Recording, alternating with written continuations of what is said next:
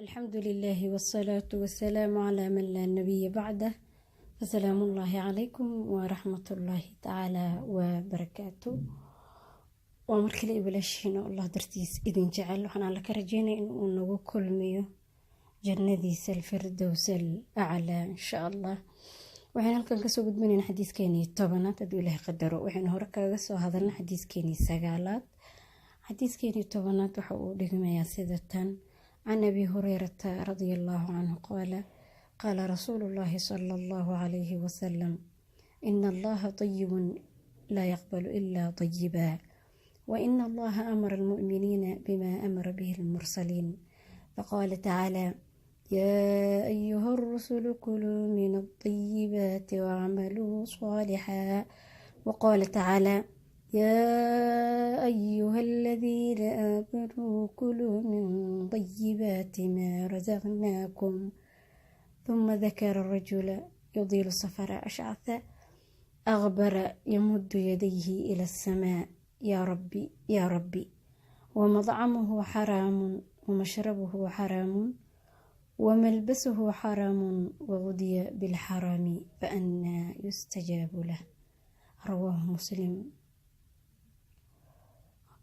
waxaynu ka hadlaynaa xadiiskeenii tobanaad.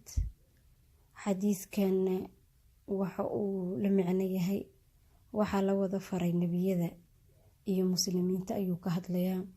waxa laga wariyay ayuu leeyahay Abu Hurayra Allah ka raali noqday inuu yiri rasuulkii Allah wuxuu yiri Ilaahay waa wanaagsan yahay mana aqbalo wax aan wanaagsanayn. Ilaahayna wuxuu faray mu'miniinta wixii uu faray rususha yacni sida uu ku sheegay aayadaha dhahaysa ee quraanka kariimka ah ee Allah uu ku leeyahay rusulay cuna raashinka kiisa banaan yacni ee fiican kiisa Allah idin baniyay ee aan xaaranta ahayn ee wanaagsan camal falna la imaada oo camal fiicanna la imaada. iyo aayad kale waxa uu jirto uu Allah kaga hadlayo taasoo dhahaysa mu'miniin cuna waxa fiican ee aan idinku irsaaqay yacni uu Allah inagu irsaaqay. markaas wuxuu xusay nin meel dheer u socdaalayay oo timihiisa basaaseen oo kubabka oo aad yacni kubabkiisan ay ka muuqdeen boor oo gacmaha kor u taagaya isagoona leh oo baryaya Allah isagoona leh rabbigaygiyo isla markaana cuntadiisa ay tahay iyo waxa uu cunayo iyo raashinka uu quudanayo ay tahay xaraan waxyaalaha uu cabayo oo cabitaankiisana ay tahay xaraan dharka uu xiran yahayna uu yahay xaraan isaguna uu yacni xaraan la soo quudiyay. marka waxa uu leeyahay sidee baa looga aqbalayaa ducadiisa. xadiiskaas waxa warinaya Muslim. xadiiskan marka waxa uu kamid yahay xadiisyada qiimaha weyn ku leh yacni fiqiga islaamka wuxuuna tusayaa in qofkii wax wanaagsan aan sadaqaysan aan laga aqbalaynin yacni aan la bixin ha noqdo xoolo cunto dhar iyo wixii la mid ah intaba qofkii aan wax wanaagsan ee xalaal aan sadaqaysan aan laga aqbalaynin.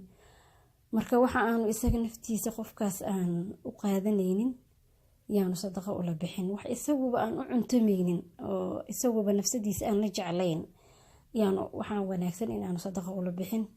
aayad quraan ah ayaa waxa ay sheegtay inaan qofku wanaag yacni aan helaynin ilaa uu buuxiyo waxa uu naftiisa u jecel yahay. yacni waa xadiis kaasoo ka hadlaya inaanu qofku yacni wanaag helaynin ilaa uu buuxiyo nafsadiisa waxa uu nafsadiisa la jecel yahay ilaa uu bixiyo. xagga falka yacni camal falka ahaana aan wanaagsanayn Ilaahay ma aqbalo sida camalka looga jeedo ha laga sheego ama ha lagugu amaano acmaashaasoo kalena Allah ma aqbalo. ama aad xoolo ku heshid ama camal shirki uu ku dheehan yahay ama aan sharcigaba ku dhisnayn marka xadiiskan wuxuu sheegayaa rususha iyo mu'miniintaba ay ugu gudbaan yacni inay ugu gudboon yihiin xalaal miiradnimada. waxaa kale uuna nafarayaa uu ka mid tahay labadooday inay wax wanaagsan cunaan, camal wanaagsan falaan. cuntada wanaagsanna waa mida xalaasha ah, camalka wanaagsanna waa midka ka fayow shirkiga ee waafaqsan sharciga Allah soo dejiye. waxaa kale ee xadiiskan inoo sheegayaa in ku dhaqanka waxyaalaha xaaraamta ah ee qofka ka fogeynayso naxariista Allah.